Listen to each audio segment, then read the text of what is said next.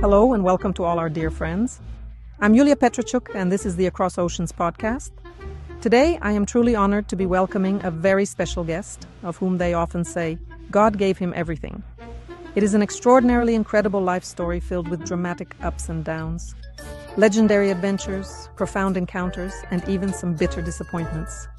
And all of this is shared today, firsthand, especially for you, by our guest, Denis Sedov.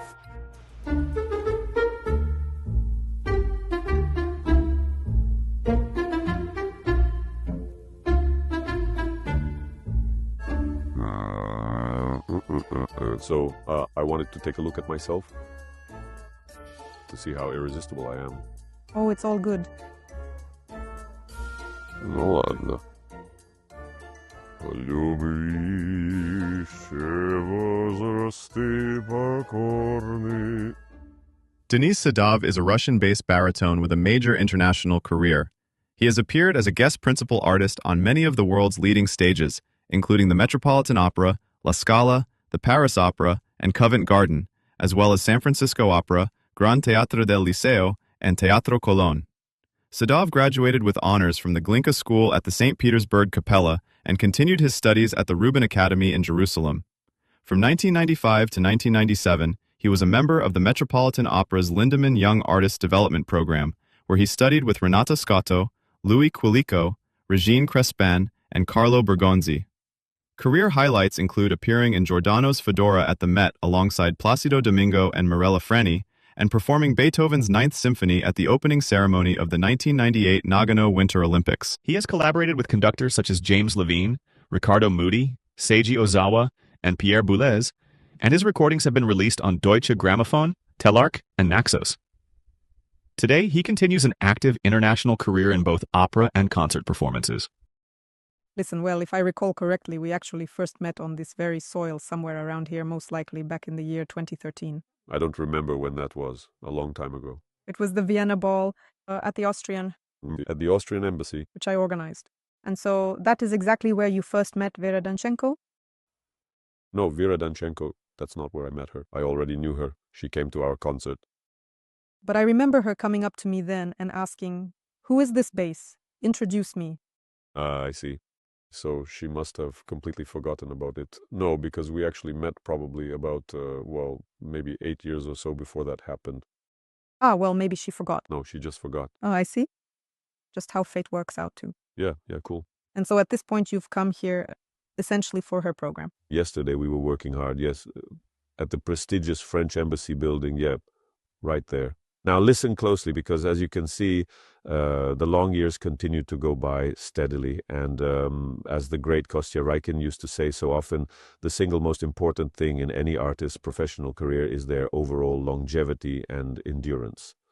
I mean, when you really think about it, it doesn't actually matter how relevant or popular you happen to be today, how you were perceived yesterday, or even how you might be seen tomorrow. Vocal longevity is what we need, or... Just as you would think of an artist in a general sense. Well, he is not a professional vocalist, obviously, right? But still, I project that feeling onto myself and onto all of us here, because that's the most important thing.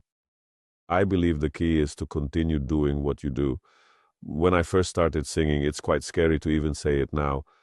This is my 32nd season. Wow, that's something. Or 33rd, or something like that. Well, anyway, I started singing at 19. I mean, what I mean by started singing, not just singing in general, but I went on stage in a full opera production. At 19? In Tel Aviv, at the New Israeli Opera, we sang Nabucco with the legendary Gaina Dimitrova, Leo Nucci. It was his first Nabucco. Daniel Oren conducted, and Ferruccio Furlaneto. That is, some of those people are long gone now, and many others have moved very far away. Well, looking back, that is exactly how it was in those days, yeah. And back then, the various people I studied with so closely, the professional coaches and the great vocal masters, yeah, they would always say to me, you must practice and sing in such a specific way that you can successfully stay on stage as a professional vocalist for at least 45 years or more. These days, I am teaching people, and they come to me, in Moscow and in St. Petersburg. I have many students. I ask, Does anyone tell you things like that at Gnesin or at the conservatory? People come there to study. No, they say, there's no talk of that at all. I mean, and I read recently, she says that nowadays an opera singer's career is 10 years. You sing for 10 years, and that's it. It doesn't matter if you can still sing or not. Next, you just move on. It's exactly like being a professional soccer player. Yeah. You've run your laps, and then they dump you. I honestly don't think that's right, and you shouldn't have to feel you have to look for another profession. You need to, as my friend Ludovic Tesia used to tell me, who is now the leading European baritone performing at La Scala, Paris, Vienna, and London. He's entirely self-taught, having spent countless hours working on his vocals completely by himself. Throughout his journey, no one ever led him astray or pushed him off his path. He often says, I simply look down at my shoes when I walk, and I just focus on doing my job. And so by moving forward little by little with great persistence, he finally reached the impressive point where he stands today. So we all just really need to do it, and that's basically it, without having any other thoughts about anything else at all. Simply when you do your job correctly and with focus, I truly think the universe will carry you there, right to that specific point that you actually need to reach. I agree. Right where you need to be. Let us take a step back into the past for a moment and start from the very beginning. You spent your childhood, more or less, at the Mariinsky Theatre. Well, yes, that's how it was, yeah. My mother worked there, both at the Mariinsky and the Mikhailovsky Theatre, yes. When I was 3 years old, I'd go there. She did makeup for the ballet dancers before they went on. Yeah, she did makeup and wigs. And for me, bunnies, when you draw a bunny, it was in a tutu. So all those fairy tale characters, they were all wearing tutus. A bunny in a tutu. That's how it was, yeah. Those were the first bunnies you ever saw. Yes, and the choir and all the backstage equipment, accessories, and what you would usually call props. Crowns, swords, rifles, costumes, beards. All of that, this fairy tale theatrical world, of course, it must have made some kind of impression on me.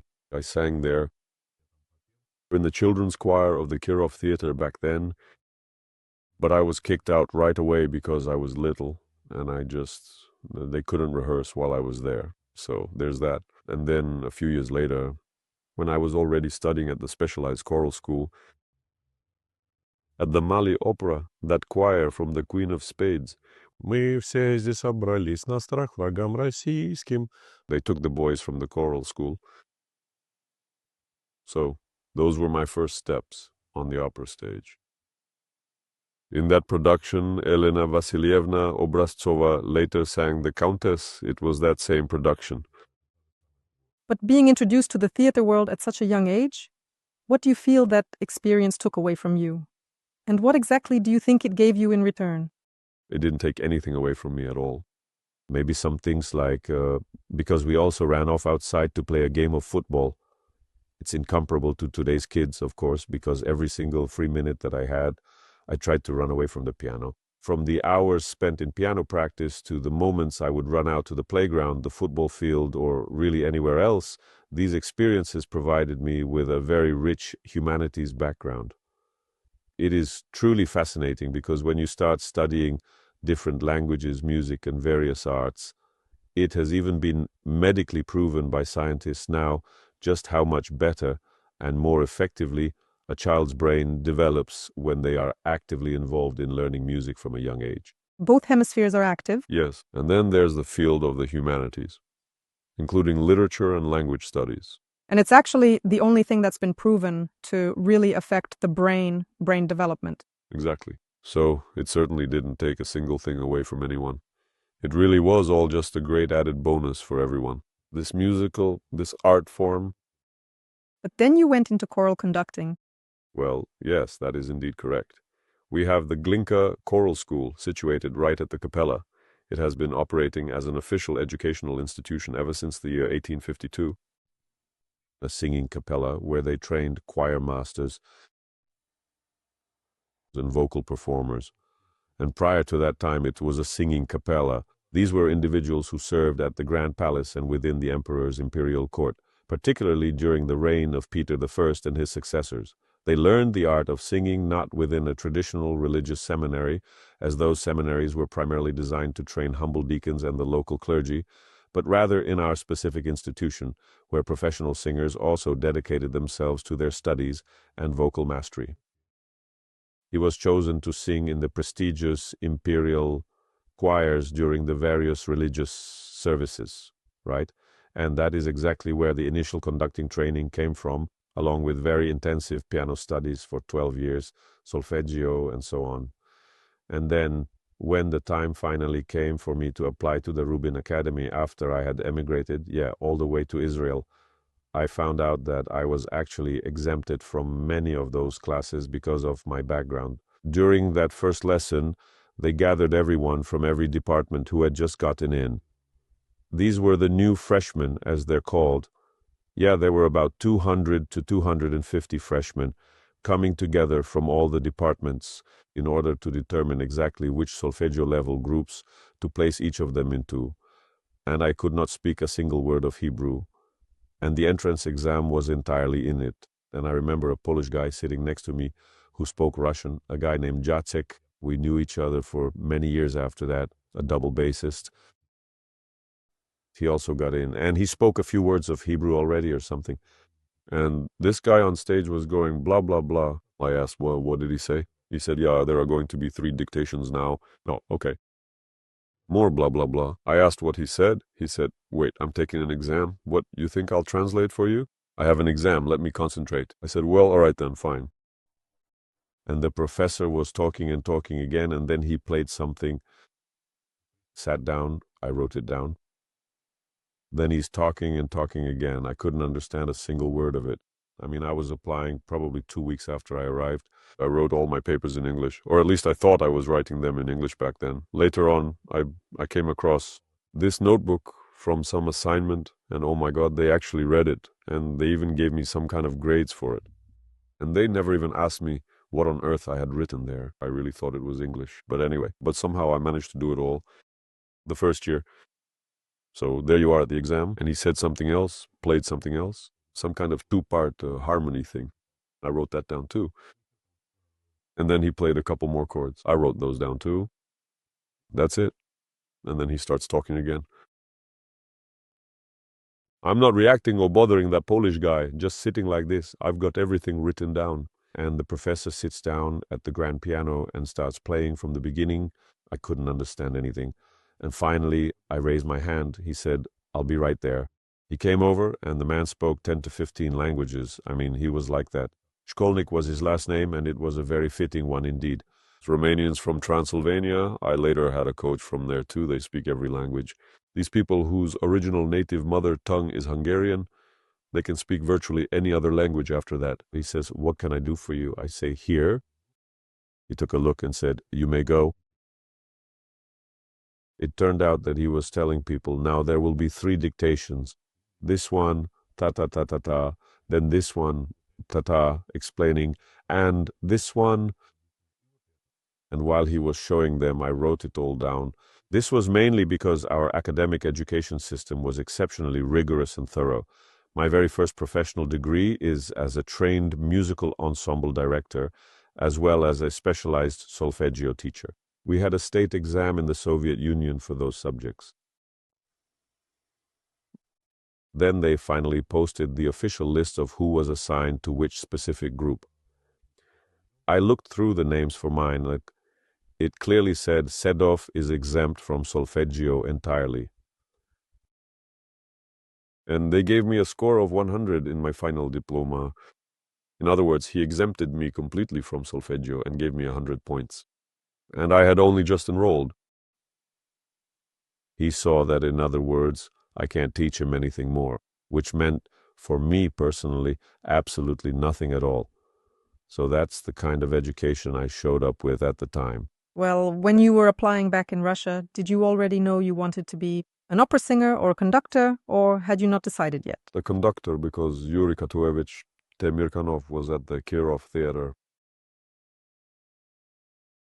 He is likely the only person in my life whom I remember having such an immense sense of class.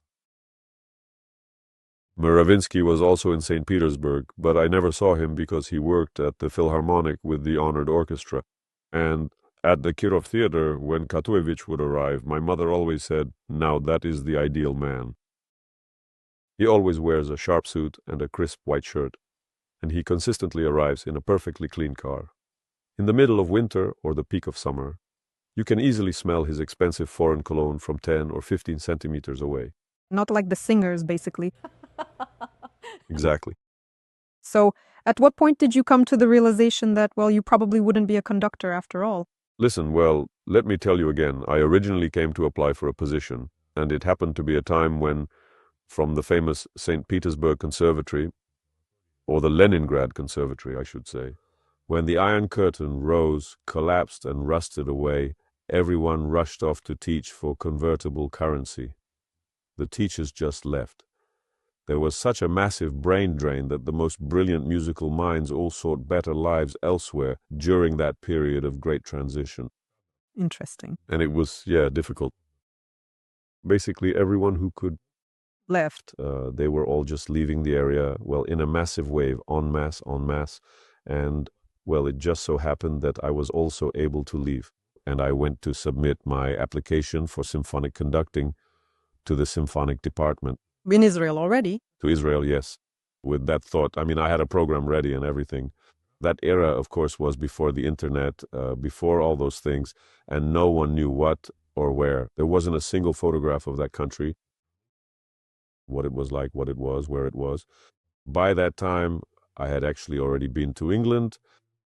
I had been to the States. By the way, speaking of Washington, I just realized that I actually first performed in Washington way back in 1990. Now, I'm wondering exactly how many years ago was that? Well, yeah, it turns out it has already been 36 years. 36 years ago. Wow. I was singing just yesterday, yeah. And it was exactly 36 years ago that I first came here with a choir, the Glinka Choir College Boys. It was a truly memorable experience for us all, and we performed right here on this very stage. What were your impressions back then? It was a warm summer in Washington. Incredible. Heat, Coca-Cola. The American flag was waving there. I remember we were lying under a large tree on the green grass, somewhere right here, just talking. Dennis, could you have ever possibly imagined that you would be sitting here watching the American flag on a tall flagpole while lying on American soil? I remember that conversation as boys. We were 16 years old then. Can you imagine? And now look where life has led me. And by that time, we had traveled to Germany and everywhere. We had a very good choir. It was all very professional. We frequently went to major international competitions and were always bringing back impressive trophies. I remember the first prize was some kind of huge television set. Back in my college days, we also had a really exceptionally good director at that time. After completing that education, once again, I came to apply for the symphony conducting faculty position. And I missed the exam because all those brochures had the wrong dates listed. And the people, when I came to submit my documents, they said, we can't organize a colloquium for you. We need 19 or 20 people for a colloquium for those who are currently applying for symphony conducting. But it's clearly written right here. We don't know what they write over there in Russia or the Soviet Union about our specific dates. So we just can't do it. And I had arrived with a diploma with honors. They said, well, show us your documents. And there was this Russian-speaking woman, Irina Gordon, who had lived there for 20 years by then. She was from Vilnius. So she knew what a Soviet red diploma meant, and she knew what the Glinka choral school was. She said, you don't need to take any exams except for your major. What else can you do? What else can I do? Well, I played the piano, but I thought that I didn't want to do that in my profession at all. And by that time, well, I was already singing because, like I said, in Washington, we came to sing with a choir, but they were already giving me, if there was a solo part for a bass, I was the one singing the solo. The tenor was this young guy named Sasha Dubnov. He's been working in Nuremberg for many, many years now, singing tenor in Germany. So I said, well, I can also sing. She said, "That's perfect. For singing, we only need 3 people on the committee." At that particular point in time, I had been taking lessons under the guidance of Viktor Vadimovich Emelianov. He had just been hired to instruct young children in the basics of vocal technique. And so he and I prepared 2 arias during my last 6 months or so in the Soviet Union. It was, the Old Man's Romance from Maleko, and Fiesco's aria from Simon Boccanegra. Nothing too heavy. Basically, they weren't very difficult pieces. I mean, at 16 or 17, what do you expect? And it was with those 2 songs that I got in, because it was a performance of 2 classical repertoire pieces in 2 different languages. I sang and they accepted me. I thought I'd transfer over to that specific department at a later stage, but then I saw what was happening after the solfeggio exam, because people who had already been accepted for symphonic conducting showed up to take that exam. How is that even possible? Even you come here to apply for symphonic conducting, and yet you are only just starting to learn basic solfeggio. That is a complete and utter oxymoron. Yeah, we actually had a teacher at the choral school who tried to get into the prestigious Leningrad Conservatory in St. Petersburg several different times. He applied multiple times, but they simply would not take him. Our own solfeggio teacher could not even get into the conducting department in St. Petersburg. And yet here, people who actually managed to get in are only just starting to study solfeggio now. Is the level still the same today? I don't know what's there. I think, of course, it's not the same anymore. This is simply because of the sheer number of professional musicians who have actively chosen to move there throughout the course of the last, say, 30 years or so. So I think that, of course, everything there has improved.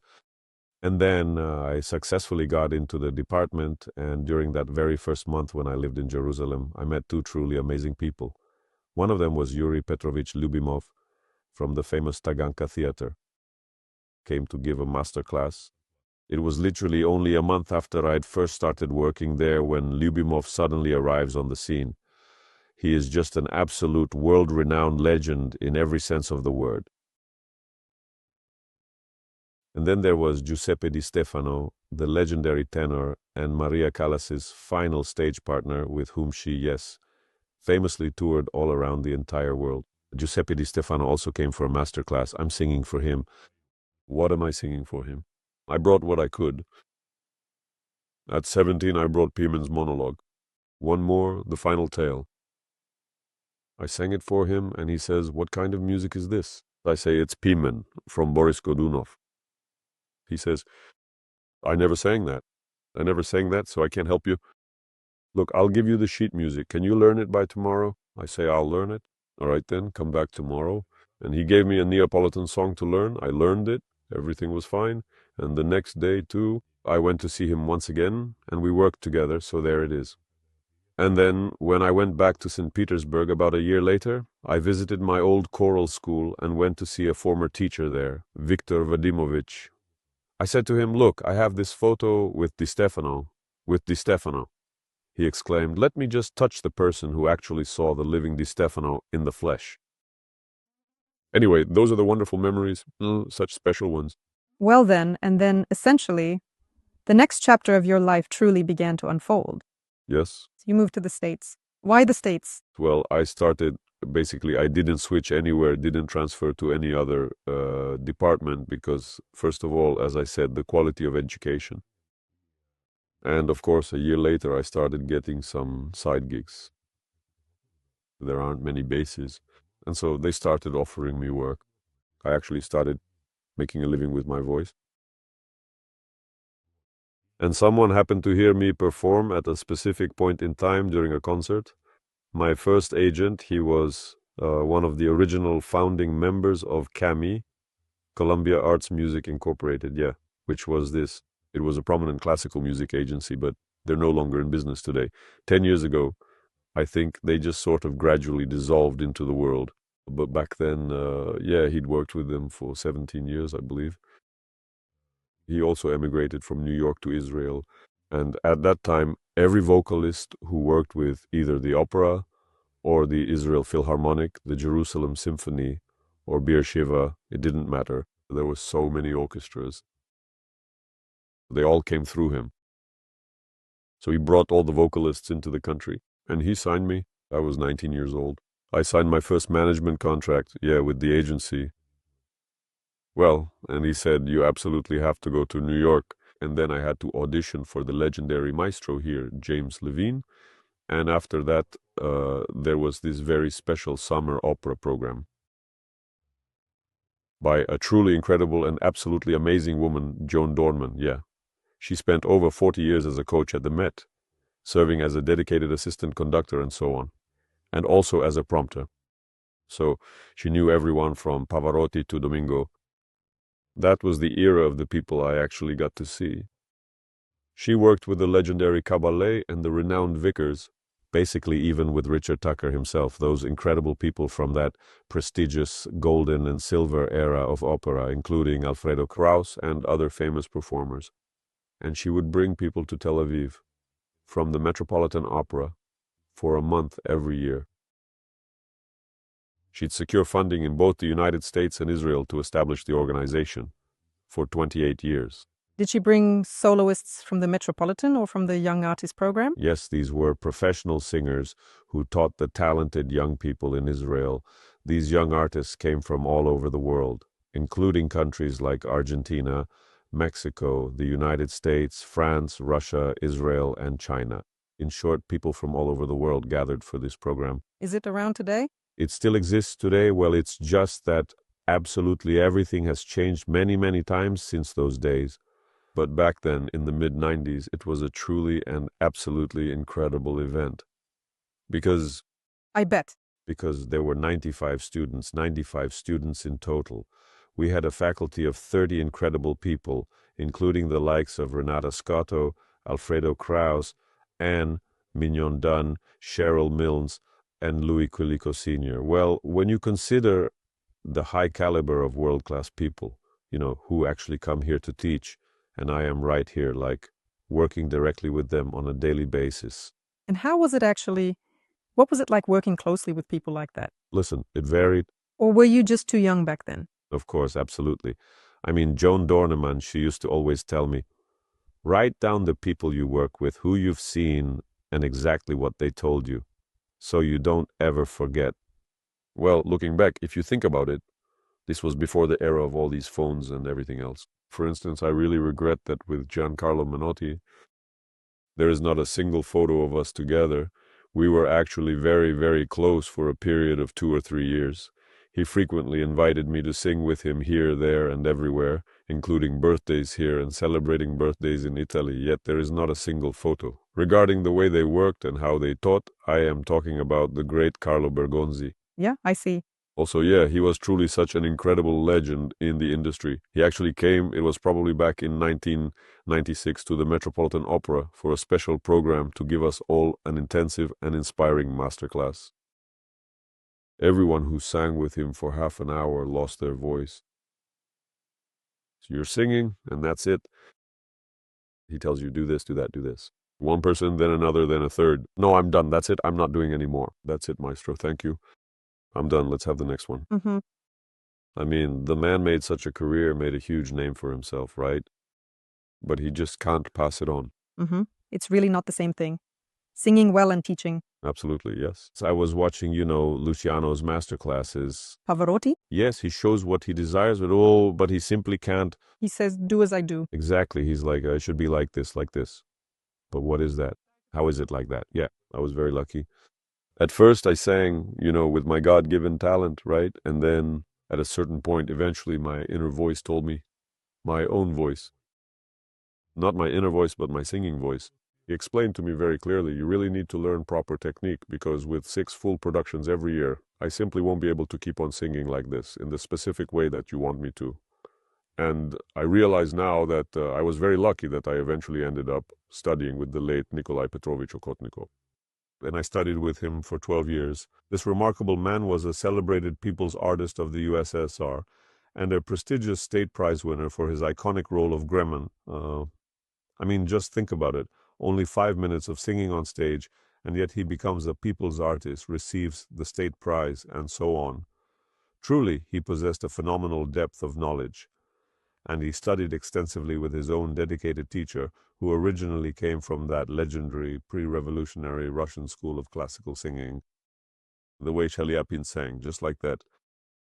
But you realized that later on. Later, of course, yeah. But could you tell me more about that period in the States?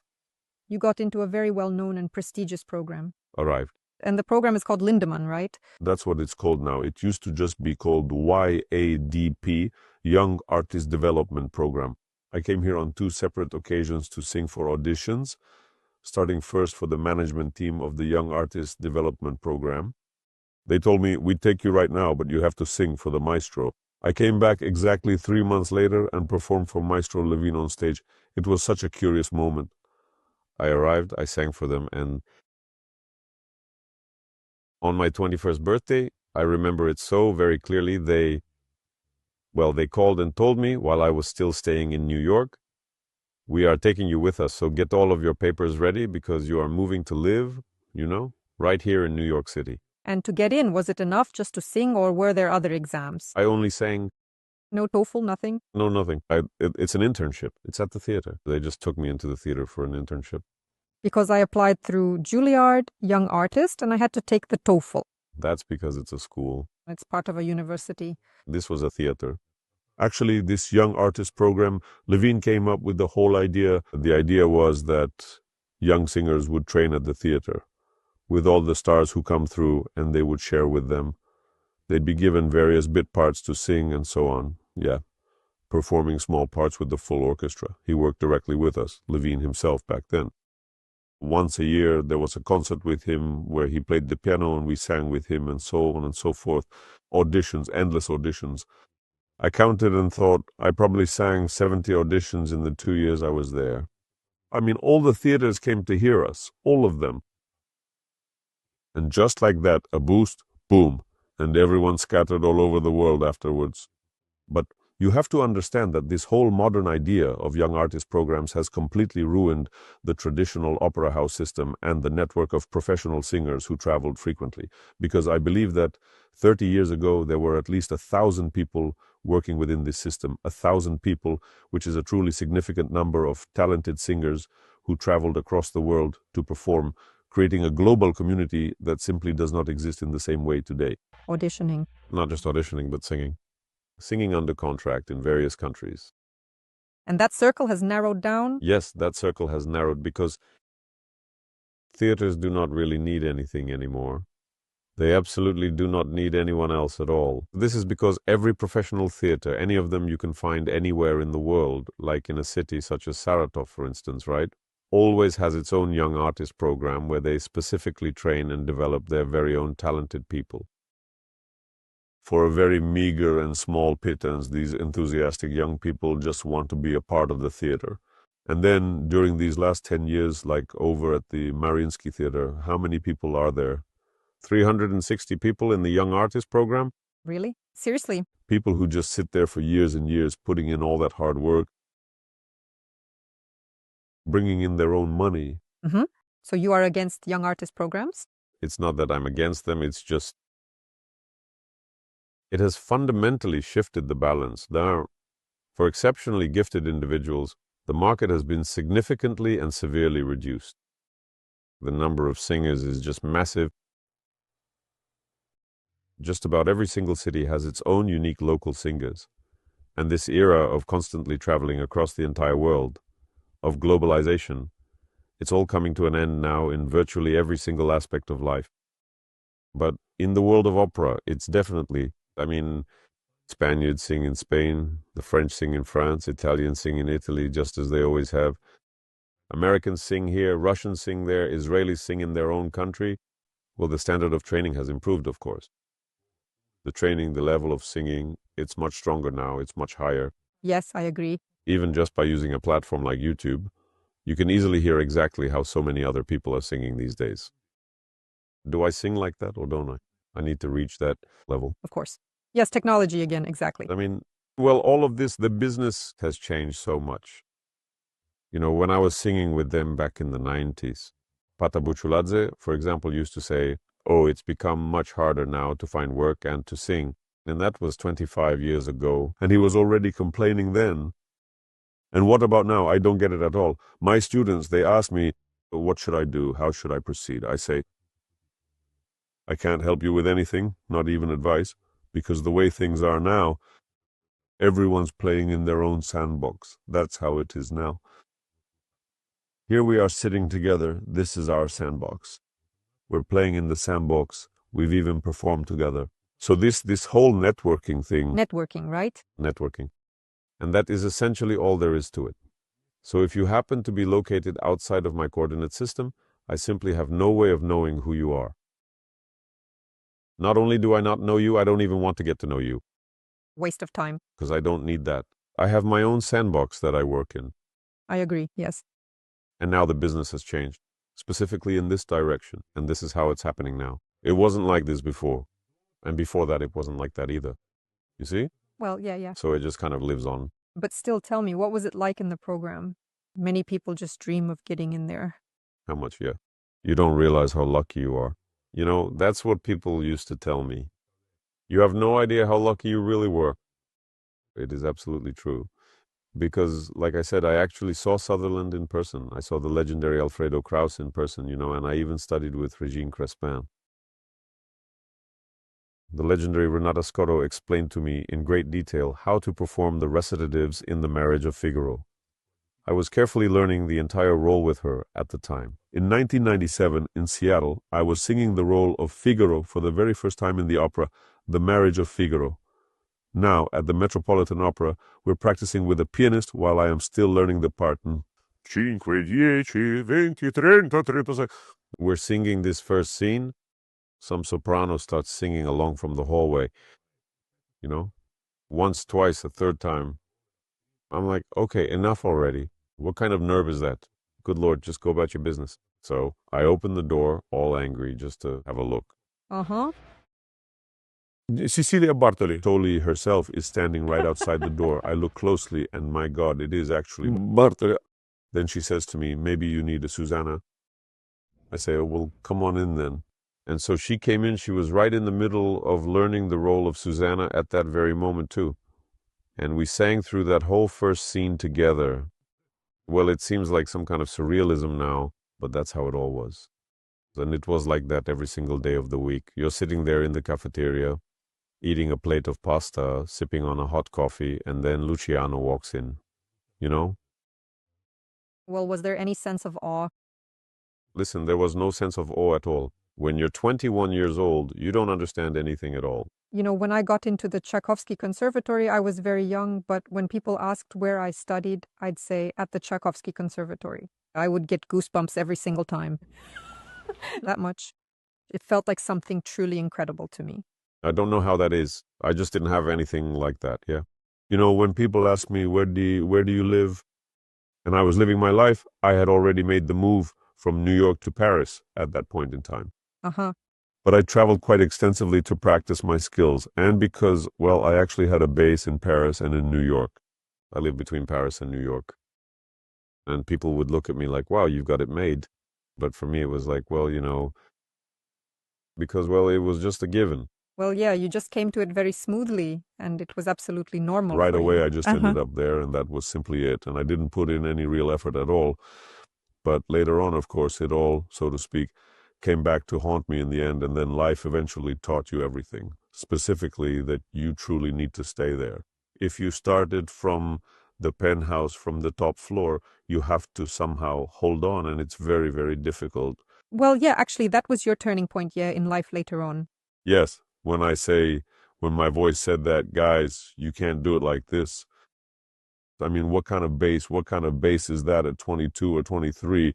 It's just a sub bass. But even so, my God, I honestly never, ever stopped singing. I just continued to sing absolutely everywhere I went. How did it start? Like, what did you feel?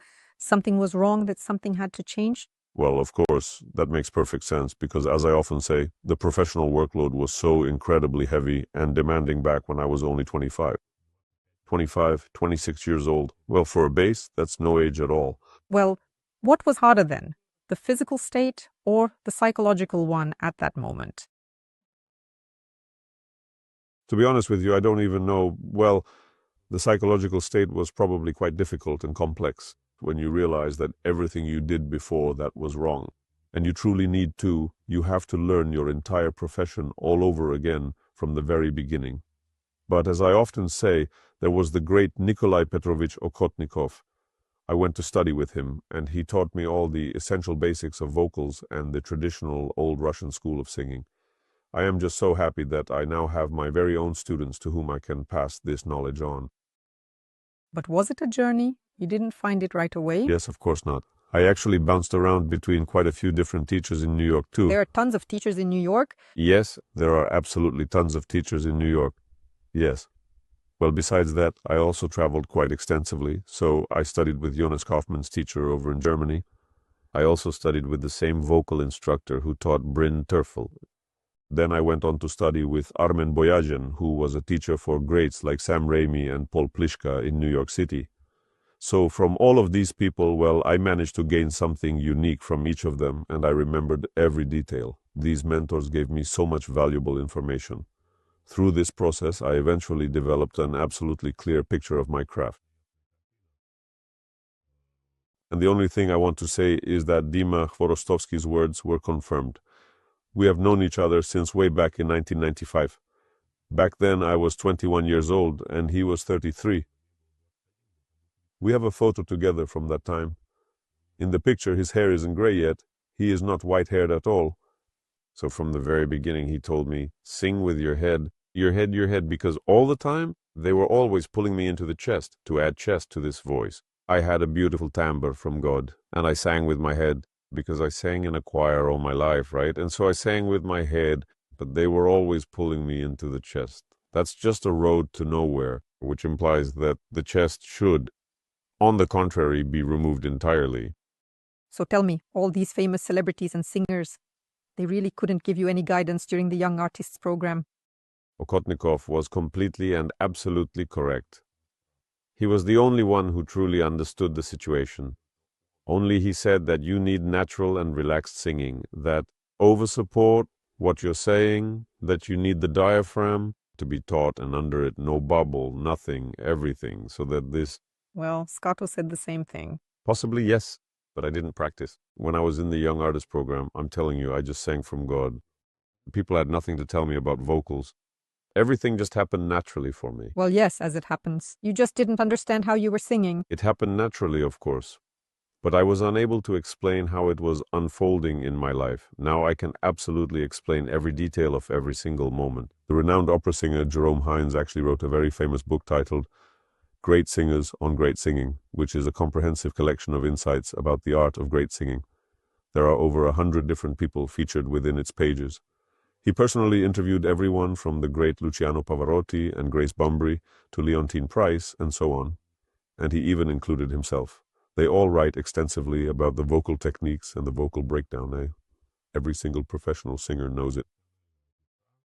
Has a vocal breakdown, and when that specific moment finally arrives, that one when you need to rethink and reevaluate what you were doing. But do you think you managed to make it out? Absolutely. Well, I've been singing for over 30 years now, and I'll sing for another 20. And how long did that take? Listen, there are various ways to see it. For example, my vocal coach, Joan Dornemann, always used to say, she explained that a soprano typically has 3 distinct ways of singing, like this, or perhaps like this. However, she said a bass has 60. You actually have 60 different points where you can send your voice, your own voice, and 60 entirely different ways to mix the vocal apparatus. So every single teacher I went to had their own specific idea, like it absolutely has to be this way, or even that way. Moreover, for instance, when I went to the famous Bolshoi Theatre to practice in Moscow, back when I lived there for a long time, they also tried to pull me in, saying, "You must sound like a young Nesterenko." And they kept pushing me that way. Well, by then, I'd been singing on stage for 20 years, and I understood that, well, okay, I could try, but then I realized that I'm not a young Nesterenko, I'm Sedov. You see, why push me where they're pulling me? Only you can truly understand what you have in here. So, that's it. No more Bolshoi Theater. No need to go there. And not like that either. You have to do it your own way. You have to understand your own instrument. So when they say you should never attempt to mimic someone else's voice, well, it's precisely because every single person is incredibly unique. Even a single millimeter, just one tiny millimeter, makes a massive difference in the instrument. I completely agree. And my point is how much time that took. It's a process that is continuous. It's an ongoing process because the voice is a living instrument. It's the body. It's not like a violin that you can just pick up and start playing. You have to tune it each and every single day. One way today, a different way tomorrow, and another way the day after that. If you don't have those specific keys in your toolbox to tighten things up, then you're going to be in real trouble. But this process never really stops. So there's no such thing as how long it took. It's still going on. It's still taking time. Well, right now you are also very active artistically within Russia as well. Could you perhaps tell us a bit more about the specific differences you have noticed in the overall production process and the general organization within the Russian theaters or the grand concert venues? And since you have sung in basically all of the most prestigious theaters in the entire world, where exactly did you feel the most comfortable? Look, since we are both essentially doing the exact same thing anyway, it really shouldn't matter at all which specific location we choose to work from today. Mm-hmm. The quality of a performance depends almost entirely on financial investment. When an orchestra's salary is high, the most talented and elite musicians will naturally strive to secure a spot in that ensemble. On the other hand, if an orchestra pays its members a low salary, you will find that it is mostly inexperienced students or young amateurs who end up playing there. Well, in Russia, not always. Maybe not in Russia, but we're talking about something else now, how it is in the world. For example, just now in December, I finished singing Aida. I sang seven performances. The Israel Philharmonic Orchestra is simply one of the best orchestras in the world. People came from all over the world. Russian singers, Koreans, Italians, Venezuelans, everyone. I was there. The conductor was Italian. It's just that they later posted excerpts. You listen to it and not a single note is off from anyone. The orchestra, the choir. Perfect. With a stunning ensemble of 250 people on stage, it felt exactly like listening to a record playing over and over. You know, they sang that and then I boarded a flight and flew out about 15 hours later. Immediately after the last performance there, I had a scheduled rehearsal with an orchestra in Sao Paulo, Brazil, for a production of Beethoven's Ninth Symphony. They picked me up from the airport and we went straight to the orchestral rehearsal because, well, that's how it happened. When they started playing, I just sighed like this. Well, what can you do? Oh, well. I mean, the actual sound quality of the Israel Philharmonic versus this professional orchestra in Brazil, it's like these people have the same instruments in their hands. Well, maybe it depends on the level of education, not so much the money. No, well, the level of education. The best musicians play in the best orchestras for the best salary. But still, there's some kind of minimum. The best musicians, I think in Russia, they also, when I travel around Europe, you will find Russians in every single orchestra. The first violin at the Opera House in Turin, Yeah. there are Russians. In Antwerp, within the symphony orchestra, there are currently 6 talented musicians performing there, yes. However, I'm certainly not saying no to the fact that there are also a huge number of truly remarkable and gifted musicians residing across Russia. And actually, I work professionally in the city of Moscow quite often, and the musicians there perform with such an incredible, breathtaking level of skill. We performed Verdi's powerful Requiem, some beautiful Mozart, and the music we did together, right? Muffled voices. Truly excellent and world-class musicians work there every year. But then again, you personally provided the essential financial component for the project, which was maintained at an incredibly high level throughout the entire event. That's understandable, but there's also some kind of basic minimum. Here, for example, even if you pay, the level of musicians varies quite a bit. There are, some very talented ones, but there are few of them. You really have to search extensively. Pickup is that kind of thing, yes. Yes, and there are many talented ones, and they also study at Juilliard or somewhere else. We did a project with them. We literally changed the musicians 3 days before the concert, because it was simply impossible. Well, yes. A very poor level. For the exact same money. I see. No, well, for the same money you pay in Russia and here. No, here. People just have entirely different perspectives and mindsets toward the opportunity, especially when it comes to the chance of going on stage, I think. In Russia, it seems to me it often doesn't depend on money. No, of course, a musician must be paid. I know, listen, over in France, last year at a music festival, or it might have been the year before, I know for a fact that from the orchestra, they actually fired 2 horn players. There were these 2 girls, they just couldn't quite cut it. They were hired, then quickly fired and replaced by others. But when they brought the other candidates on board, I am absolutely certain they increased the starting salary package to facilitate that specific level of professional selection. Well, to be honest, I meant specifically the difference, most likely, in the approach to the project and to the individual artists. I honestly can't say anything for other people because for me personally, there is only one possible approach. It really doesn't matter if there are 50 people or 5,000 individuals in the concert hall. I will always give my absolute all, and I will prepare thoroughly. This means I'll take certain steps before the concert, a week before, then a day before, and finally on the day. So it really doesn't matter how much I have to sing or for whom. So as for how other people might actually view this specific profession, well, to be honest, I can't really tell you that for certain. What I really meant was how the event organizers perceive it. What is theatrical life like from the inside? Listen, well, you see, in most Russian theaters, there is almost always a permanent resident company. As for me, I'm strictly a freelancer. So I only really get involved in specific projects when there is an independent production available. And when it's an independent production, the organizers are usually very professional. That's a different approach. They take a very professional approach because they are trying, first of all, just to stay afloat. They are trying to promote the project, attract more attention to it, and so on. So it is not like those stagnant, traditional theaters in Magnitogorsk where people earn very little. I don't know, they often work 3 different jobs, and one of those jobs is singing in the theater.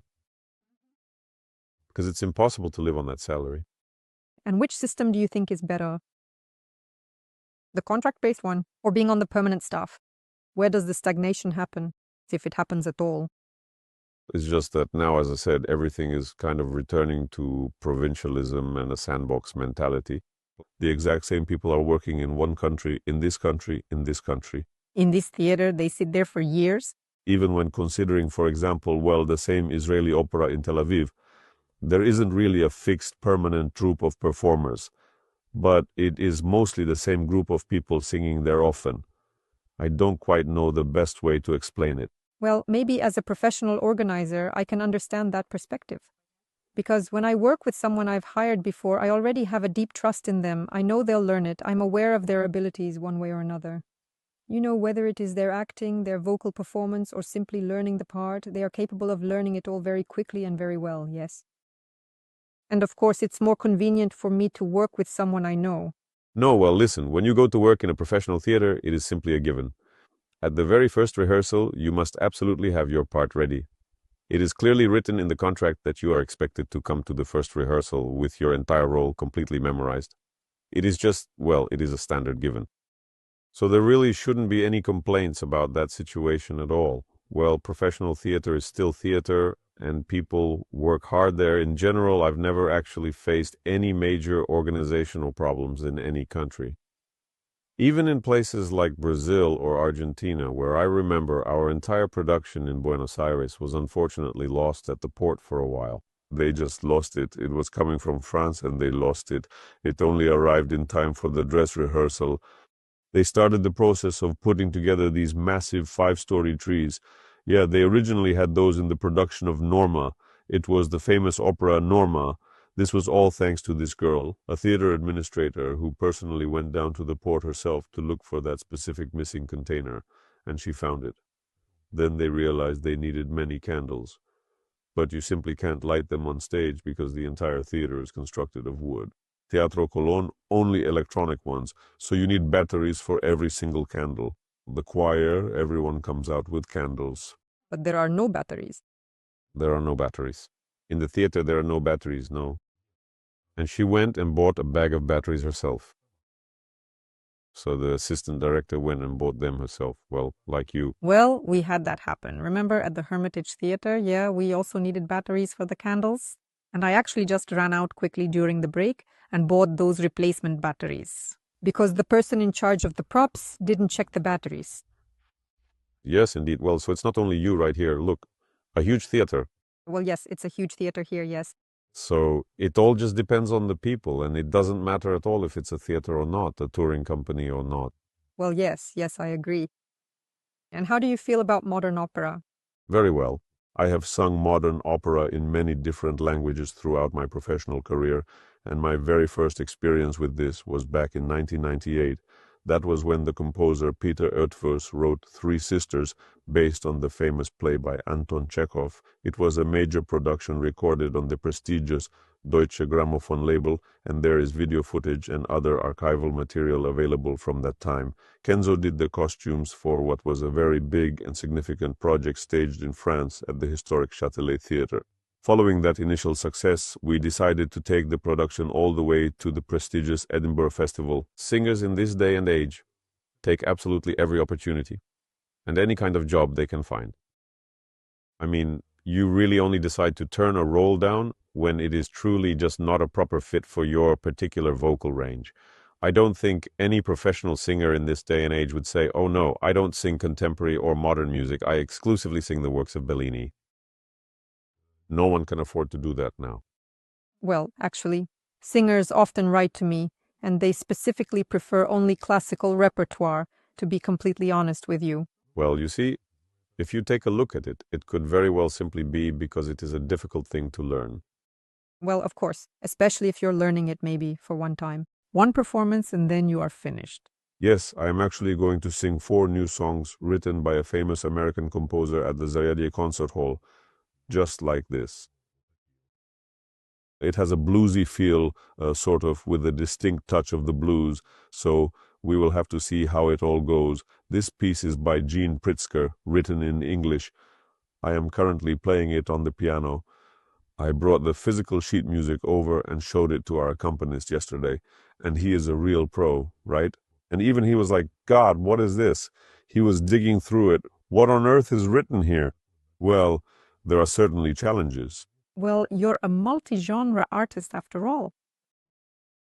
I mean, you perform just about every musical style. Well, now, you see, like I said, you really need, some real diversity, to help differentiate yourself in this case.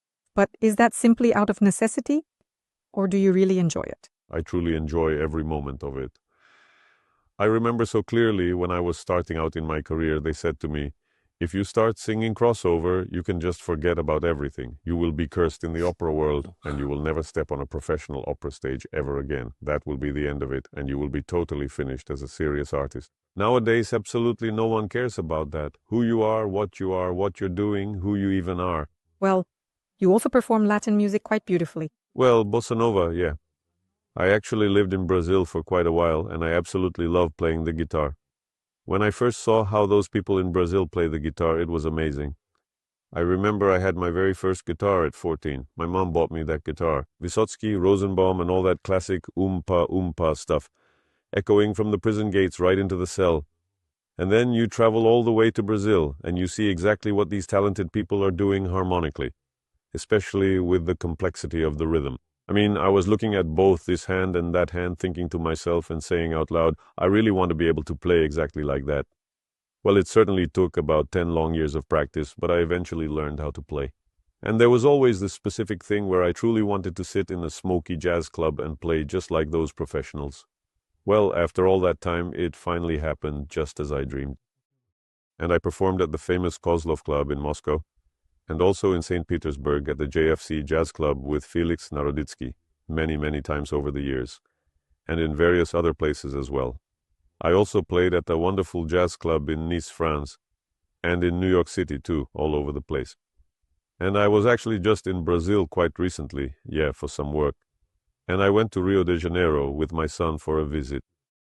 And there is this famous local place there called Bar Vinicius.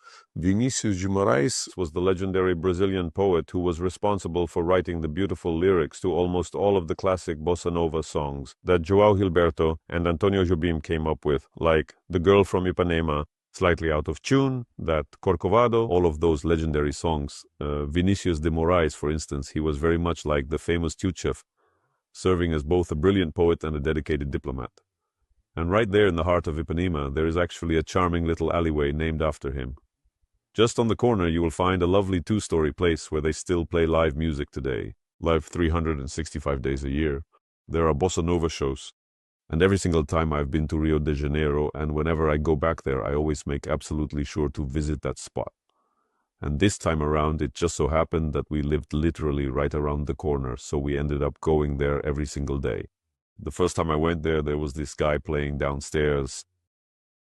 And then suddenly he gestures for and calls over this really, really old Italian man who sang a beautiful traditional song with him in Italian. He must have been at least 90 years of age. So he called him up right in front of everyone, just like an open mic night, bringing him up to the microphone. And seeing that, he was, well, I speak Portuguese too. He started chatting with the audience, and I asked, can I sing one too? Yeah, sure, go ahead. And so I decided to sing a bossa nova, which really caught him off guard and surprised him, especially with the overall quality of the performance and everything that went into it. I mean, just try to imagine it. In this specific place where I had been going for something like 15 years, or actually closer to 20 years now, where all of these seasoned professionals come to sing this kind of music, I felt incredibly lucky enough to be given the chance to sing there myself. So you speak how many languages? Is it 8? 8, yeah. They say that for every language you know, you live a different life. Is that true? Listen, that's absolutely true. Someone told me recently that people are always telling me they can't even keep track of where I am. I was just here, then they look, and I'm already somewhere else. Literally. It is often said that you live the lives of 10 people, but that is exactly how it ought to be. You should strive for that. Your life should be incredibly full, because you never know when it's going to end. I truly mean that every single day should be so absolutely full that it is just brimming over and completely overflowing. But do you feel like a different person when you speak another language? Language is first and foremost a mindset. It is virtually impossible to travel to a foreign country without speaking their native language and genuinely beginning to understand their unique mindset. Who are they really? Imagine you're in France or Spain with someone and they're speaking English to you in Are. Then another Spaniard comes up. For your sake, all three of you will continue to speak English. However, if just one more person joins the group, that's it. You're out. You are completely excluded from the conversation. The evening is lost. You're just sitting there by yourself. So, like I said, it all really started back in the student dorms in Jerusalem, when there were Argentinians, Brazilians, French people, and people from all over. Everyone was living there together at that time. I said, I have to speak every one of these languages, and that's exactly what happened. There is absolutely no upper limit to learning a new language. The key thing to keep in mind is not to be afraid to start talking to people. A functional minimum vocabulary of 50 different words. So we're talking about verbs, right? The simple present tense and the basic past tense. That is really all there is to it. You don't even need to learn the future because they'll understand you. Whenever you decide to use the present tense and say, for example, tomorrow, or, at some point in an hour. I have a very close Uruguayan friend, and while we were staying in the city of Buenos Aires, he actually made me learn 4 specific verses of a traditional song, which was a classic Argentine tango. Every single day, without a single exception or fail, the very moment that we would finally meet up with one another, he would always make it a point to start our entire interaction by firmly insisting that I carefully repeat these exact words back to him. De cada vez que tú te queridos, heridos que nos cierran, desangran todavía, error de haber querido ciegamente, matando inútilmente la dicha de mis días. Until I sang that tango to him, we wouldn't even talk. So yeah, and back then he only ever spoke in Spanish. He would always say to us, if you choose to speak in English, then you will speak all alone. If you speak English, you're on your own, you're talking to yourself. So that's why complete immersion is incredibly beneficial when you're learning a language, especially with friends, when you have supportive people like that around. Let's take a moment to go back a bit to provide some context for our viewers, our listeners, and all the aspiring artists out there. In your opinion, what would you say is the shortest and most efficient path to starting a career right now, both within Russia and, for example, in the States or Europe? This particular path isn't just the shortest, it is actually the only viable one available. While you are still at the conservatory, you should proactively start applying for young artist programs. There is simply no other way to move forward. It's only like that now. What about competitions? Do you recommend them? Hey, listen to me for a second regarding those competitions. When I finally went to sing for Maestro Levine on the Grand Metropolitan stage for my very first audition, and then, right on my birthday, they called me and said I was accepted. Get your papers ready, you're moving to New York. I actually recorded that entire audition on stage on a cassette tape back then, from way back in the backstage area. And I sent that specific audition tape to Domingo's prestigious Operalia competition for the initial preliminary round, which was a formal audition consisting of 2 required musical pieces on tape. Let me go back. I sang, and I was accepted into the Young Artist program at the Met based on that audition. But from them I received a formal rejection letter which informed me that unfortunately you were not able to pass the preliminary audition. But please don't give up. Next year you can send it to us again.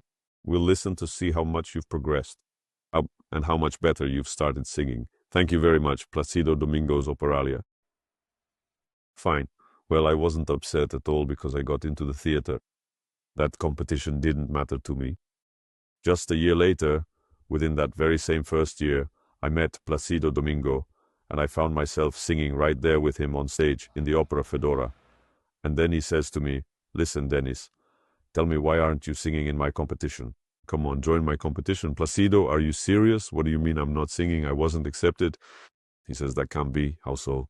"Well, I swear to you," I say, "I wasn't accepted into your competition. They told me that I couldn't pass the preliminary audition." You see?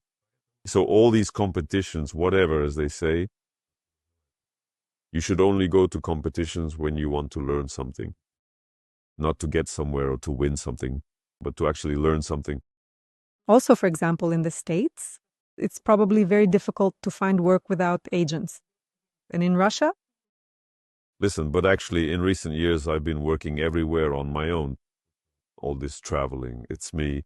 You don't have an agent now? No, I have a bunch of them.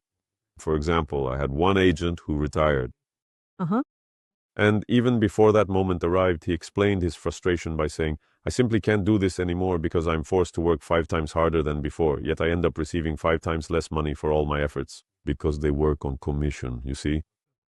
And when singers' salaries drop down to such a low level, at the Met, the highest rate used to be limited by a fixed cap. Even if you were Pavarotti, you would only receive $13,500 per performance. Well, back then that was quite a bit of money.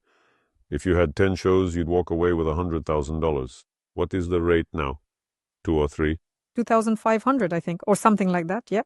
It's very little. Well, you see, and that's that theater. So let's just say they simply removed a zero. Just imagine losing one single zero. Say you were getting 6,000, then they took away that zero, so now you only get 600 euros per performance. And the agent, instead of getting 600, his 10%, what does he end up getting now? 60? That's another problem, yes? Which is why agents only work with top soloists. Absolutely right. I actually happened to read in an article somewhere that there are no more than 50 singers in the world who actually earn a truly decent living. And live well. It went from 1,000 people down to 50. 50. And that was a couple of years ago. Now it might be even fewer. Yes, that's it. But do you think it's better to focus on finding an agent, or as they say, just look out for yourself? Don't mess yourself up, no. I honestly can't even begin to imagine the many things you would need to do if you were just starting to sing at this moment. You see, for example, when the COVID pandemic happened and the world changed, I actually started teaching students online to help others. A student says, "I want to go to Germany. I'm preparing to go there. But now I don't even understand how, because there are no quotas, for example, for Russians now." Well, that will change eventually, of course. The only thing I can advise is to work on your voice and sing beautifully. That is it. As Ludovic Tézier once remarked, look at your shoes, keep moving forward, and mind your own business. If you do it, it'll work. It absolutely will, because that's how the universe works. It will give you what you want. All right. Well, right now at this moment, I am actually going to present you with a quick blitz poll. Lightning blitz. So, what 3 roles would you take with you to a deserted island? To learn. You could study these materials. Well, I certainly see what you mean, yeah. It is both Don Giovanni and Mephistopheles from the classic opera Faust, as well as Gremin. The most underrated thing about being a singer, what do you think it is? Well, actually, these days he's just completely underrated. Entirely, from start to finish. The whole singer. The whole singer. No, they just don't value it at all. Who was it? Either Alana or Kaufman gave that big interview recently. And he says, what kind of attitude is that toward people who dedicate their whole lives to this craft, right? People who practice vocals constantly, putting their family on the back burner, traveling all over the world and so on. Yes, singer's profession is 24/7, really. Absolutely right. Well, basically, only that is underrated. It is quite probable that having a deep understanding of what you actually have to do for it, in principle, it is the most essential part. So, what exactly do you do 30 minutes before going out on stage? I get changed. And that's it? Well, what if you don't need to change? Well, nothing. You have to be ready 30 minutes before. 30 minutes is already it. It's already the show. What is one piece of advice for a young bass who wants or dreams of singing at the Met? Sing with your head. By using your head, I really mean focusing on the head resonator. And please try not to listen to conflicting advice from too many different people.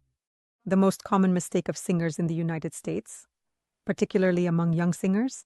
The most common mistake?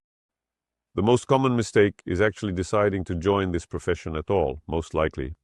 I certainly agree with you, but what about the case in Russia? Well, in Russia, I don't really know how to put it, but maybe it is not exactly a mistake. It is just a given reality of the situation, a general lack of knowledge regarding international styles and the broader global repertoire. What I mean is that they simply do not perform the works of Berlioz, and they do not sing the music of Mendelssohn. In our country, Rimsky-Korsakov's The Tsar's Bride is considered our everything, the absolute gold standard of the stage. And that is essentially the whole story.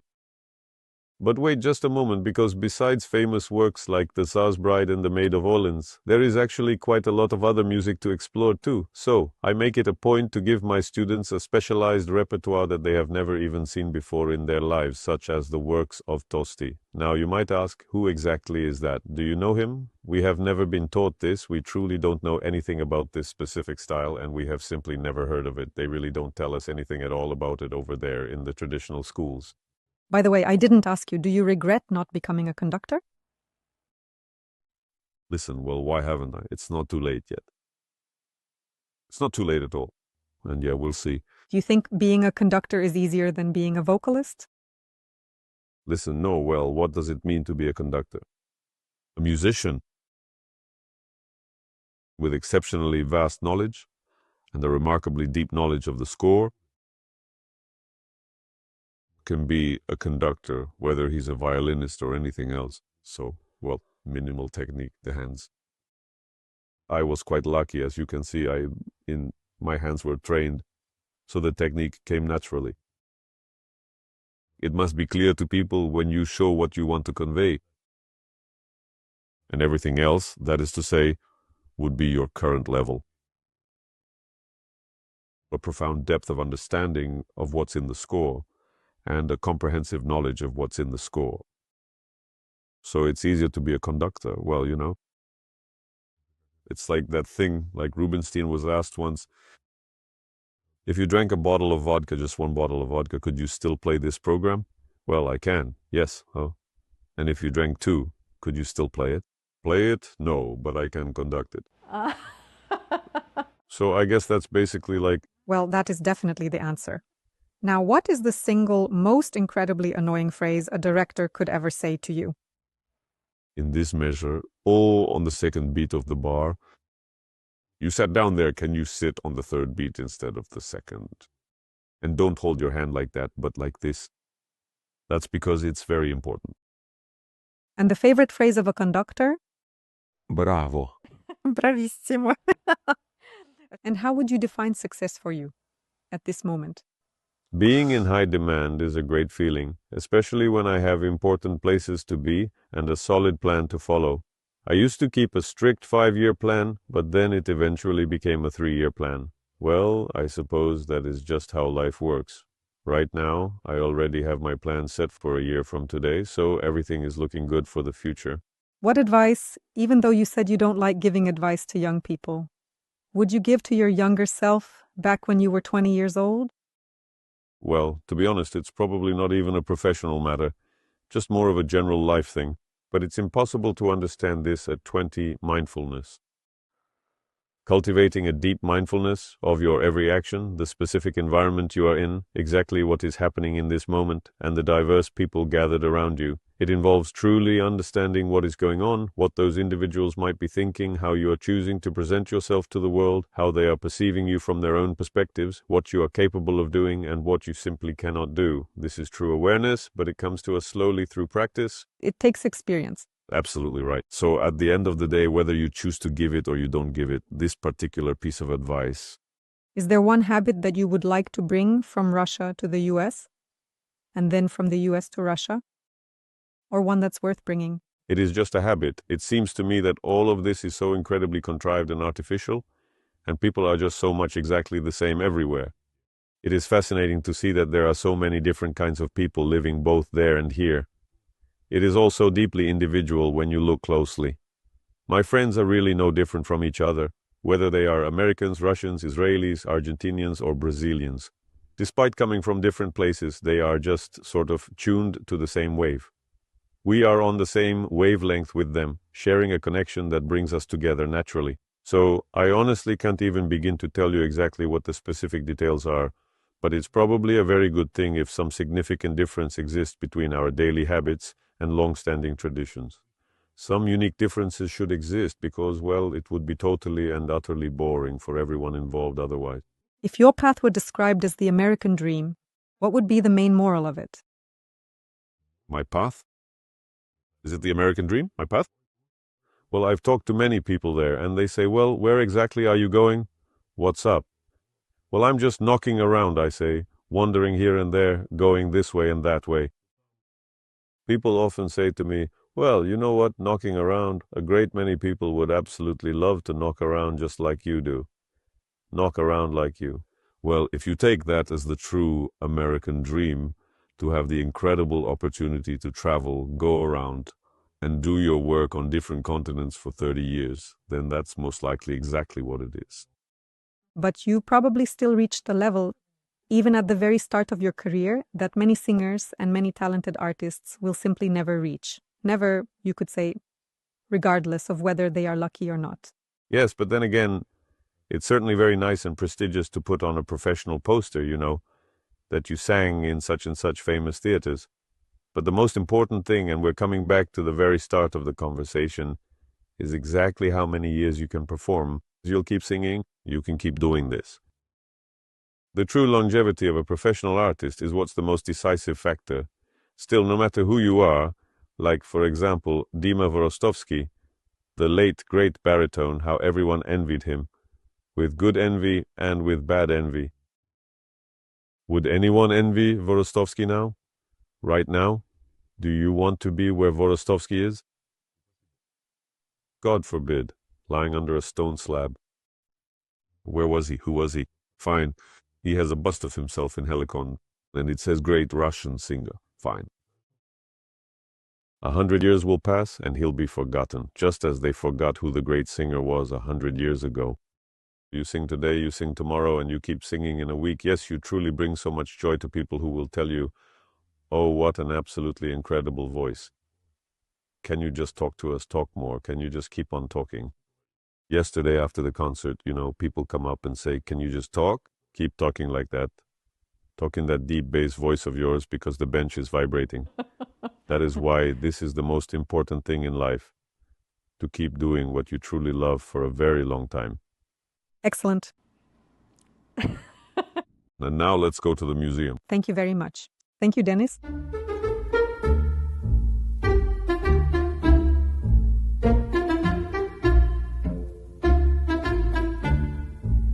Hey there, friends. I really want to take a moment to remind you that you could actually become the featured hero of our next podcast episode. If you happen to have personal experience working, studying, or even living between two different countries, the USA and Russia, and you have a unique story that you would like to share with the world, then please reach out and write to us. And perhaps you will be the next hero of our upcoming interview.